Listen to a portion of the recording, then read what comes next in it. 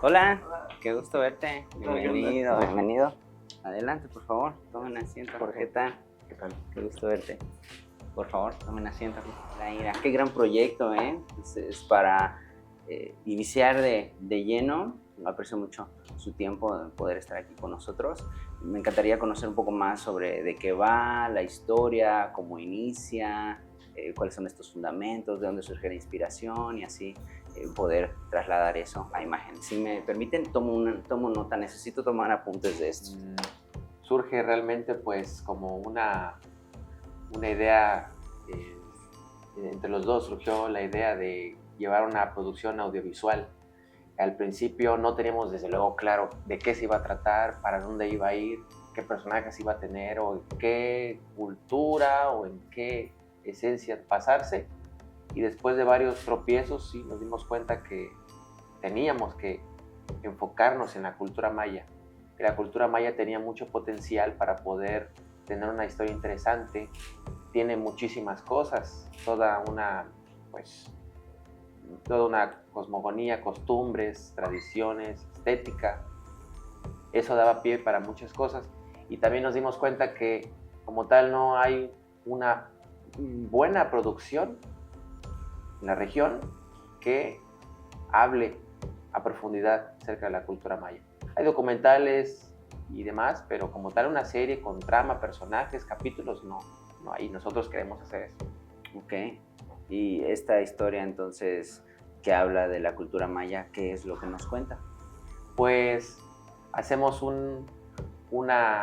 jugamos con la historia un poco, hacemos un cambio en la historia, porque aquí plasmamos a los mayas como los victoriosos de la famosa guerra de castas del siglo XIX.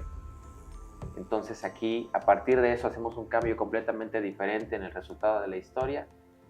Y los mayas en esta historia viven como los antiguos y se enfrentan a amenazas de la época actual, que se salen de control, como la tecnología, cuando no tiene un control. La tecnología y la famosa corriente de pensamiento muy criticada que es el transhumanismo. Digamos, los mayas entonces luchan contra esta ideología de transhumanista, es decir, luchan contra la tecnología. Exactamente, luchan contra la tecnología fuera de control. Ok. Y esa tecnología fuera de control es como un enemigo a vencer, que sería como el villano del antagonista. Es el antagonista, así es, y está bien estructurado todo porque se dividen en bandos, hay jerarquías, hay personajes más abajo de la cadena de mando también, si se puede decir así. Entonces el personaje principal, el protagonista, se centra en el bando de los mayas. Ok. Y entonces el protagonista, digamos, está de ese lado. ¿Cuáles serían las motivaciones del antagonista? Pues el antagonista considera que la manera de vivir de los seres humanos es limitada, es muy arcaica y que podríamos mejorar como especie si nos mezclamos con la tecnología. Pero esto va en contra de la misma humanidad. Pero pues como son personajes sin escrúpulos y con ciertos valores morales diferentes, pues entonces consideran que el ser humano es un defecto, tiene muchos defectos, hasta el envejecimiento lo ven como un defecto y están dispuestos a cambiar eso. Ok. ¿Y cómo se encuentran o cómo se confrontan estas ideas, digamos, de la cultura maya, de la estética, las costumbres? Porque entiendo, por ejemplo, partiendo de la cultura maya, ¿no? Que inclusive la concepción, mencionas del envejecimiento, la concepción de la muerte, cómo es, de alguna manera, tiene esa relevancia, no es rechazada la muerte dentro de la cultura maya. Entonces, cómo se enfrentan estas ideas? ¿Cuándo se encuentran y tienen esa diferencia? Pues la diferencia que los hace entrar en conflicto es que pues este bando que se apega más a la tecnología ven a las deidades, a las creencias como un estorbo, como algo que no sirve para alcanzar ese potencial máximo que ellos desean, ¿no? Y de eso desde luego entra en conflicto con estos hombres maya, porque ellos tienen, su vida es completamente dogmática, es todo en torno a sus dioses. Entonces allí que hay un conflicto entre los hombres maya, que son sumamente creyentes a sus costumbres, y frente a estos que rechazan todo lo que tiene que ver con el rendirle tributo a dioses, en creer en algo más allá. Tenemos el logo actualmente que representa en general toda la serie, es el que se tenía en un principio de Rage Arrow, que significa la flecha furiosa, la flecha de la ira. En español se traduce como la flecha de la ira, que aquí está en español. En un inicio, pues, volviendo al anterior, teníamos esta idea de entrada, tener un logo, un título que estuviera en inglés. Nosotros en nuestra idea pensando que al estar en inglés podríamos abarcar un público extranjero. Tal vez pensamos, sí, pero en ese caso, pues, al ser un título en inglés, no tiene mucho sentido, porque si estamos hablando acerca de una serie en la que se centra en la cultura maya y queremos plasmar lo más posible, lo mayor que podamos de las costumbres mayas, ¿por qué tendría un título en inglés? Entonces decidimos que regresar al español, La flecha de la ira, y este es el título que quisimos plasmar. Nos gustaron los colores, consideramos que el metal y la luz que asemeja al fuego, pues representa esta furia, ¿no?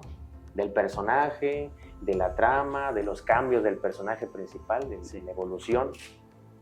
Es como el sentimiento, la emoción principal, la furia. El sentimiento, dices, la emoción principal es la ira, ¿no? Entonces esto debe de estar plasmado dentro de la imagen, debe de tener esa fuerza, la ira debe de tener ese protagonismo inclusive dentro de la imagen, entiendo eso, ¿no? Entonces, para poder trabajar en esta imagen, en este rediseño, refinamiento del logotipo, es importante que consideremos un par de cosas, y es que si ves esta fuente tipográfica que se ha empleado, tiene ciertos remates, ¿no? Estas ciertas ornamentas. Entonces, esto lo hace ver no necesariamente, bueno, prehispánico, no tiene ese vínculo, no me dice nada de la historia. Entonces, es importante que consideremos que la fuente tipográfica, el logo en sí, el diseño del logo debe de decirnos muchas cosas. Es esa esencia que te dice mucho y al mismo tiempo no te está diciendo nada. Es que lo veas y ya te transmita algo, que veas ahí la historia. Inclusive hay pósters, vemos en la cultura popular como el logo o los pósters principales ya te dan guiños de qué va lo que vas a ver.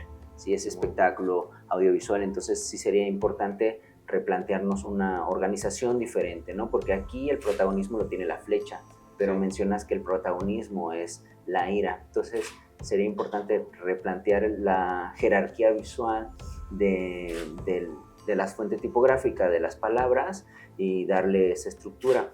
Hablamos de esta evolución del personaje, sería importante también considerar que dentro de esto tendría que existir la evolución del personaje, cómo trasciende, y nosotros nos encargaríamos de eso, por supuesto, de darle ese sentido, ¿no? De ver esa transición del personaje, por dónde va a pasar, qué es lo que va a hacer, qué camino va a recorrer, cuáles son sus motivaciones, y eso tiene que estar aquí en esto. Entonces, lo que debemos hacer es replantear la estructura. ¿Cómo vamos a replantear la estructura? Necesitamos definir la jerarquía visual. Esto debe verse así, debe de tener ese protagonismo, debe de tener ese protagonismo dentro de la imagen, en el logo. Pero no solo eso, o sea, la flecha es un complemento de todo esto. Entonces la flecha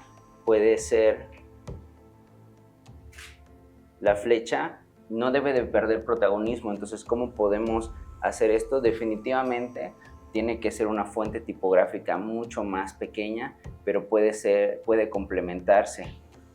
Estamos hablando como de estas jerarquías visuales, Pero aquí, para que no pierda tanto protagonismo, tiene que sumar un símbolo, algo.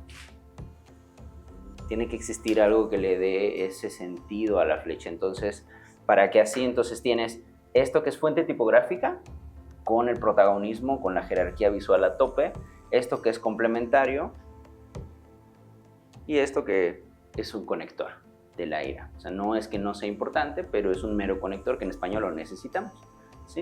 A diferencia del primer título, que en inglés, pues bueno, no hay tantos conectores en cuestiones gramaticales, pero en español sí necesitamos conectores con, de, la, o sea, de eso. Entonces, esto es lo que podríamos entonces comenzar a armar para darle este sentido a la flecha de la ira. ¿Sí? ¿Les hace sentido? Sí.